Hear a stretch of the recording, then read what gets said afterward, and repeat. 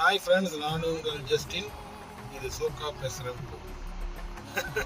அதாவது 2 நாளாக ஒரு மைண்டில் ஒரு விஷயம் விட்டு இருந்துச்சு. ஒரு ஆண் சந்தோஷமாக இருக்கிறதுக்கு என்ன தேவை, ஒரு பெண் சந்தோஷமாக இருக்கிறதுக்கு என்ன தேவை?